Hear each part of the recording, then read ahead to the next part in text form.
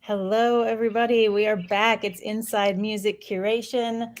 I'm Melissa Clark from Feed Media Group. I've got our team of hip hop music curating experts today. Really excited to dive in. We're going to talk a little bit about hip hop trends, influences, and how that plays into the music that we are curating for businesses here at Feed Media Group.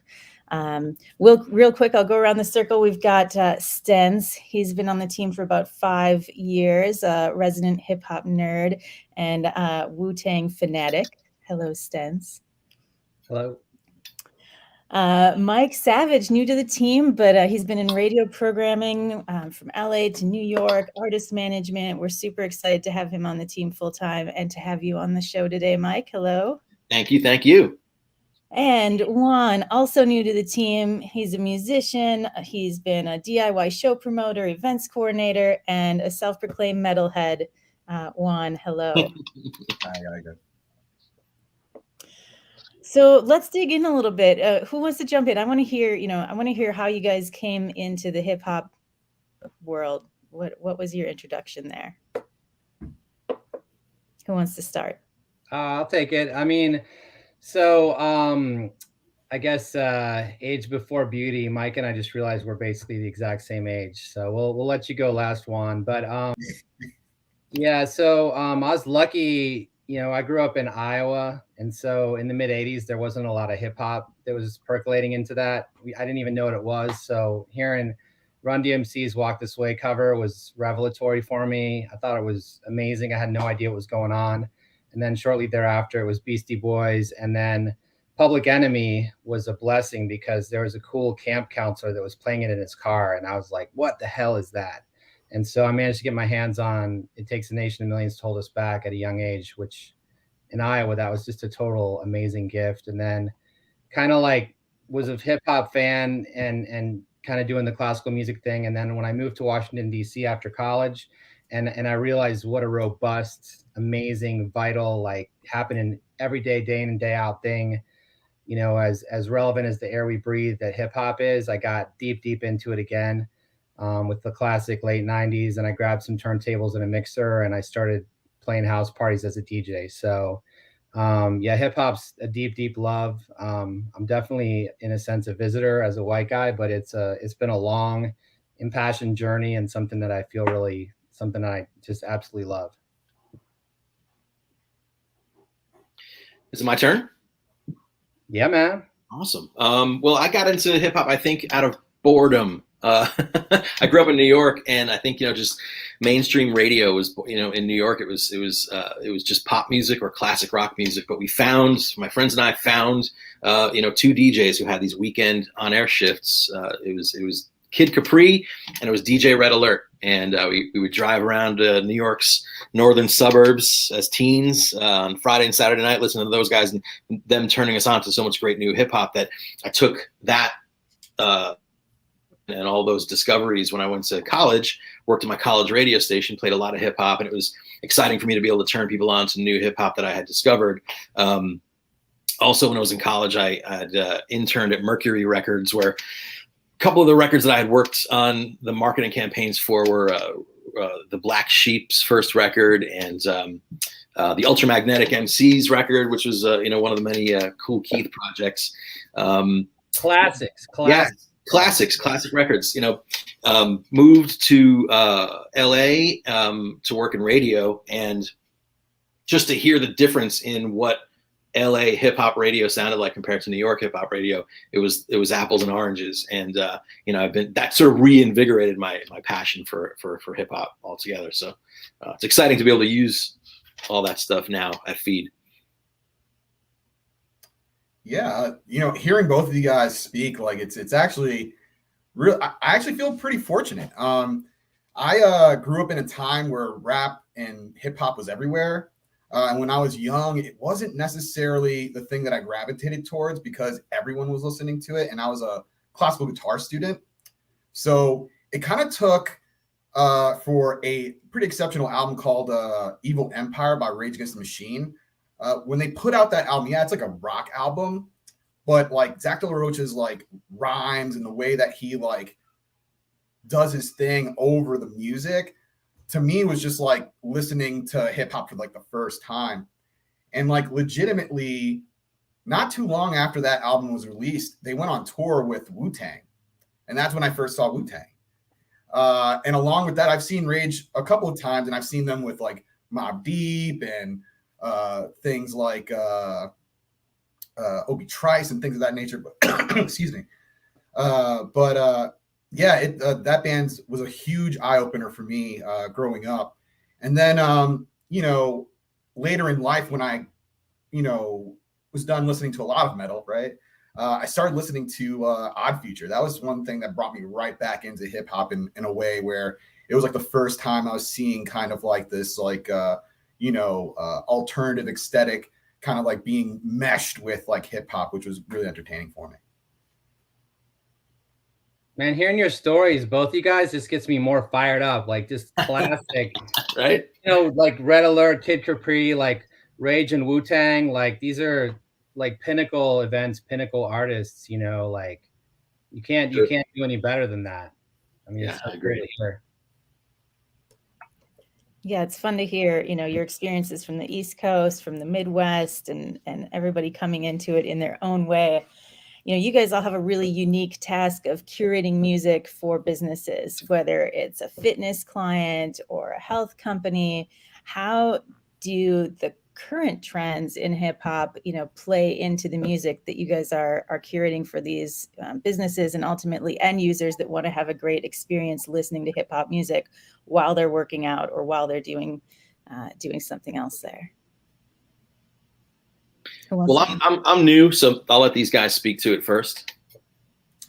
Yeah. So normally for me, the challenges that I find when curating hip hop, which I think everyone has this similar issue, is the explicit material. I mean, granted, like hip hop is to a degree explicit, but for some of our clients, it's a little too explicit. So finding the right types of songs without, the explicitness in there is a little challenging, but something that we're able to do. And then like one last challenge that I personally feel sometimes is the difference between a nostalgia station and a vibe station. And kind of like what elements you put into each station, and how you make the flow kind of ride throughout the entire station. Like a vibe station could have, something from like the late 90s to like, as of like, 2012 style hip hop.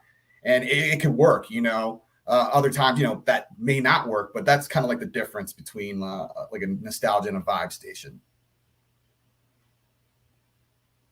I mean, I love that because I hadn't heard that perspective that you bring to it, Juan. And I mean, I always am interested to hear how you're coming at things, just because I feel like you're so omnivorous with your musical taste and listening. Like you cast a really wide net, and how you're kind of going at it as a curator is fascinating. I mean, I think the explicit thing is definitely a real challenge that we have, and trying to set that target where it's appropriate to our customers is one of the most critical things. But I think, whether you look at it as, nostalgia or vibe, which is a really awesome way of looking at it that I haven't thought of specifically, or you think of it as like definitionally of like, what does hip hop mean to you? I mean, it's almost 50 years old. So, I mean, it's really, really rare that we're using stuff from the 80s.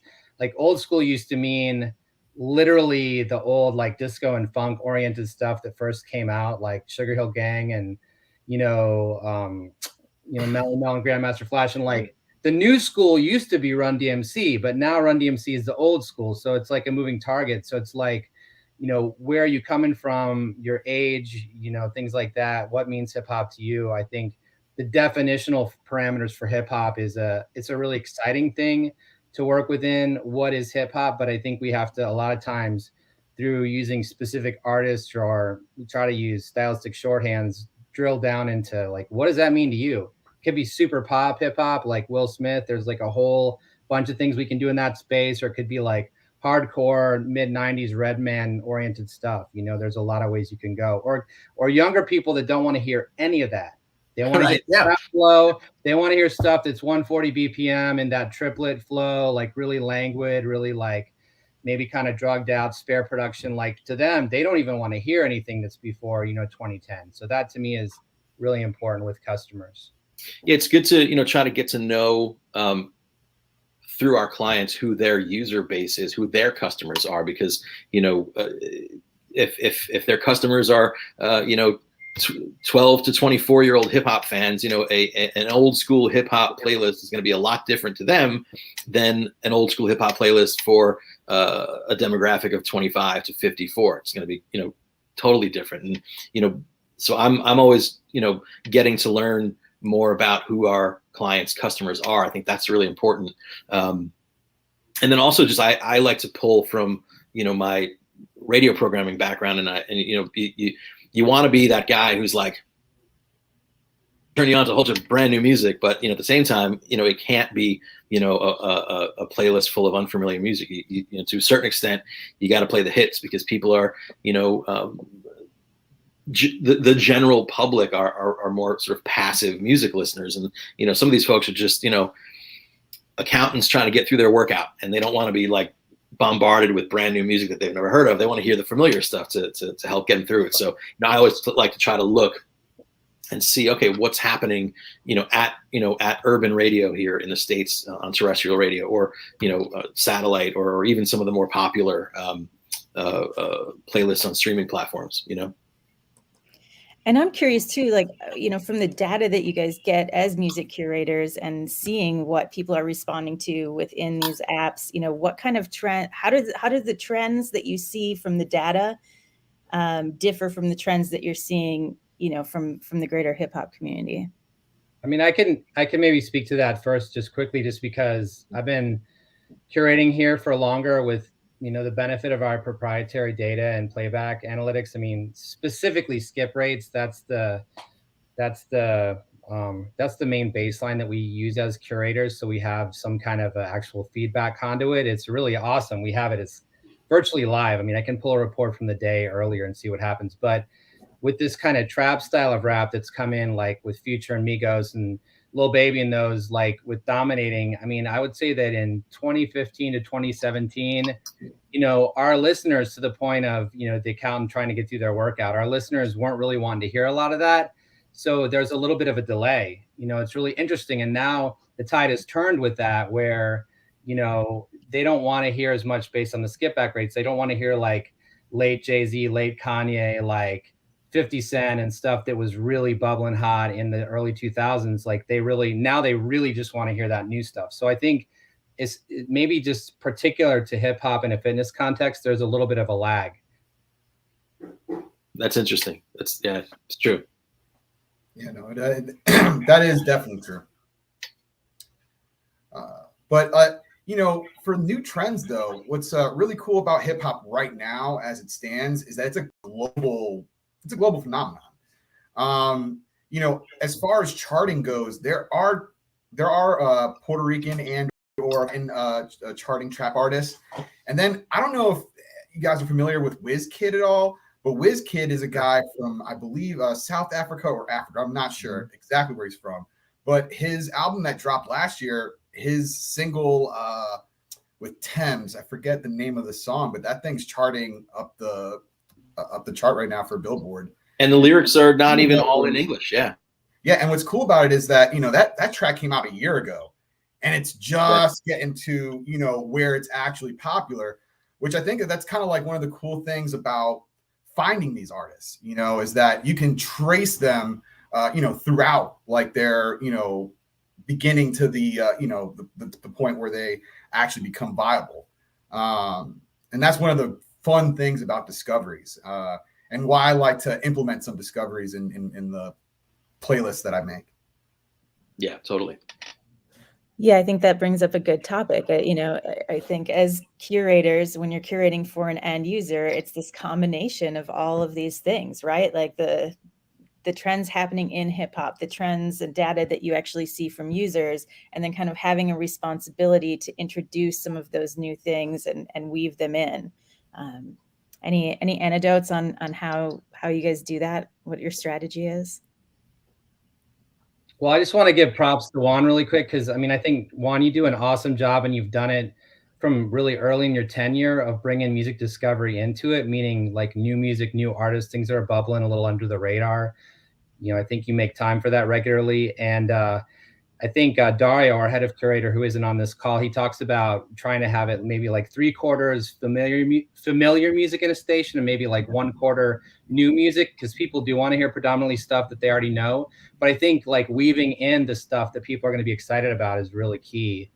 Absolutely. That we always make time for that and pay attention to those artists. And I also think it's great for representation, like both ones that speak to us artistically, but also representation. Like now there's a lot more women in hip hop, which to me, I'm really excited about, both because I'm getting tired of dudes' voices a little bit, and also because of representation, or these amazing grime artists in the UK that are now starting to pop up on our stations a little more. Like all that stuff. Love that. Is good stuff, I was looking earlier before this call, and I noticed that, there's always been collaborations in hip hop. I mean, from the beginning, but now it seems that, I think I counted 11 of the top 20 singles on hip hop radio in the US are collaborations, most of which are collaborations with artists from different genres. So they're trying to sort of like kind of cross formats and try to grab some ears from the pop world, grab some ears from the rock world, and I think that it's noticeable that, some of the more successful artists, they're realizing that, like, hip hop is mainstream now, and the more sort of universal the message in their song, the more potential they're going to have to get into, more ears, and to be able to grab somebody from the pop world or the rock world into the mix, new audiences, so it's fun to kind of see how that's sort of progressing, into the mainstream. Absolutely. And also with this technology that's going on, I think Spotify just released some application that you're able to like make your own beats and record your own music and then put it right onto Spotify. I forget the name of the actual app. But that being said, yeah, kids are starting to make music fast, which means that whatever's on their mind is just coming out. And like, imagine like, 10 years ago, we didn't have that, so it's just going to be an explosion of music regardless, just because of technology. Yeah, it's exciting. Yeah. Yeah, I mean, Juan, the technology point is so astute because it's always driven really all kinds of music, but especially hip hop has been so technology driven. And I think you're absolutely right that that's going to be the virality factor of it, and the like free in people's hands that they can just do it. It's like it's a up from the ground style of music, which is one of the greatest things about it anyways. And now it's getting like really down on the very, very bottom of the ground where everybody can grab the, the tools. Yeah. True. Which is important. Well, time flies when you're having fun talking about hip hop and music curation. We're at about time. Any closing remarks that you guys want to say to anybody else out there that wants to learn more about, hip hop or music curation? Good question. Where do you learn more about it? I don't know. I think there's so many options now. It's you've got so many tools to choose from. Like I said, you've got your old school sort of terrestrial radio. You've got, some great channels on Sirius XM satellite radio. And then, the in-house folks at the streaming services are doing a great job of turning people on to new stuff as well. So between that, blogs, gossip, news, you're going to hear about everything. Juan, what are some of your favorite channels for discovery? Oh, wow. Bandcamp. I utilize Apple, Spotify, and Tidal. And then, mostly Twitter.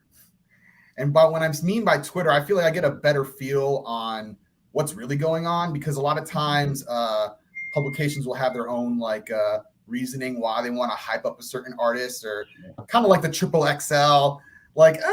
It's okay. I like maybe two of them, but aside from that, there's like a lot of different avenues to find great music on actually Reddit and Twitter.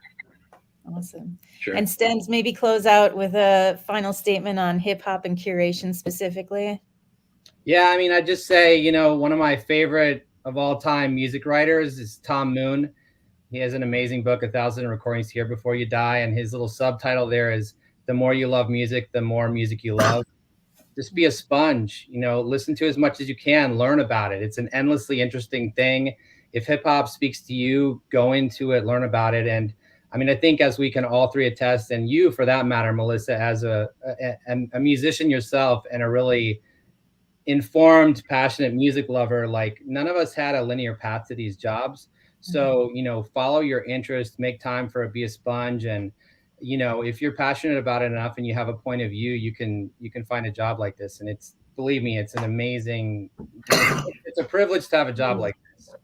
Yeah, Really is. yeah, we're all super fortunate. And if you're curious more about what we do at Feed Media Group, feedmediagroup.com, check it out and come back. We're here every other week, Wednesdays, 1 p.m. Pacific, talking about what happens inside music curation. Thanks, you guys. Thanks, y'all. Thank you.